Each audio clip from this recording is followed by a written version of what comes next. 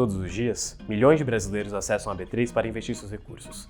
São mais de 17 milhões de pessoas que aplicam em produtos de renda fixa e variável através da Bolsa de Valores do Brasil. E todas elas estão de olho em um indicador muito importante para a economia brasileira, o Ibovespa. Mesmo quem não investe em ações, sabe que o índice é um termômetro do nosso mercado. A carteira de referência completa 55 anos de existência. Bora conhecer essa história.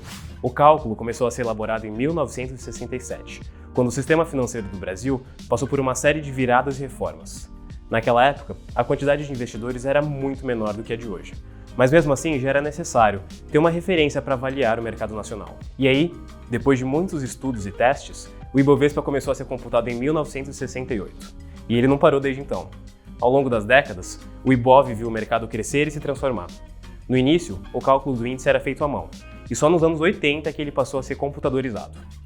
Até então, a média era feita por profissionais da bolsa que esperavam o pregão acabar para pegar todos os preços finais de todas as ações e fazer as contas do fechamento do Ibovespa. O índice é uma média ponderada que reúne as principais ações do mercado brasileiro. Cada um dos papéis possui uma quantidade de investidores, que é chamada da sua base acionária. Quanto maior for a base acionária de uma ação, maior será seu peso no índice. E para fazer parte dele, é preciso cumprir alguns requisitos, que são o volume de negociação da ação, a sua negociabilidade e a presença frequente nos pregões. Essas três variáveis são o que garantem a liquidez de um ativo e significam que ele pode fazer parte da carteira teórica do Ibovespa. Com mais de meio século de existência, o índice passou por poucas mudanças no seu cálculo e algumas alterações foram feitas no decorrer do tempo para se adequar à economia, à sociedade e à tecnologia do país. Eu conversei com Walter Sestari, escritor, professor de negócios e ex-operador da Bolsa. Ele esteve presente na elaboração da metodologia do Ibov e me explicou as diferenças entre o nosso índice e os outros que existem no mercado internacional. Os outros índices eram indicados a 100 ações mais negociadas só, mais nada. Assim como até hoje é o Dow Jones e o Standard Poor's. Para você ter uma ideia, o Dow Jones, dezenas de anos já faz, que são as mesmas ações que foram escolhidas há 30, 40 anos atrás, logo depois da crise de 29, nos anos 40, 50, 60, criou-se um comitê na Bolsa de Nova York para administrar o índice, o Dow Jones. O senhor Dow e o senhor Jones participavam desse comitê inicialmente, esse comitê da Bolsa de Nova York, para determinar quais eram as ações que iam compor a carteira.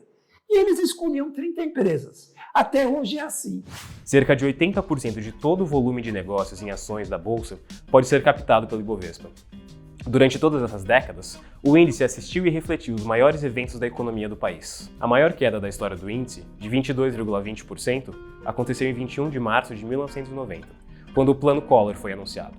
Naquela época, o Brasil convivia com uma inflação galopante e tinha poucas esperanças para o futuro macroeconômico. A proposta do então presidente, Fernando Collor, pareceu insuficiente para contornar o problema aos olhos do mercado. Cerca de um ano depois, outro plano contra-inflacionário faria a Bolsa atingir outro recorde. Dessa vez, foi a maior alta diária, de mais de 36%. Foi o início do Plano Collor II, em 4 de fevereiro de 1991. O novo projeto, que além de propor um freio ao aumento dos preços, parecia mais viável para os agentes econômicos e também iniciou a abertura da Bolsa aos investidores estrangeiros. A tentativa foi frustrada, mas a reação do mercado ficou registrada na história da Bolsa até hoje. Entre os diferenciais do Ibovespa está um caráter muito técnico em relação aos outros índices do mundo.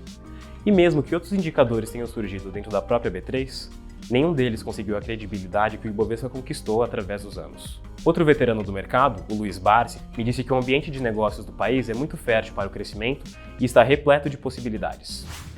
Eu interpreto o seguinte, o conceito universal de Bolsa de Valores é que Bolsa é um mercado de risco.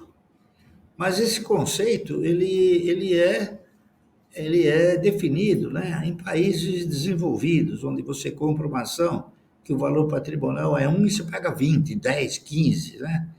Aqui no Brasil,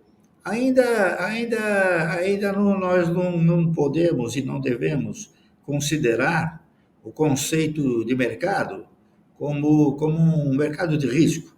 O nosso país, o nosso mercado, é um mercado de oportunidades. Fora do país eu não aplico, porque eu ainda acho que as melhores oportunidades de mercado estão aqui no Brasil.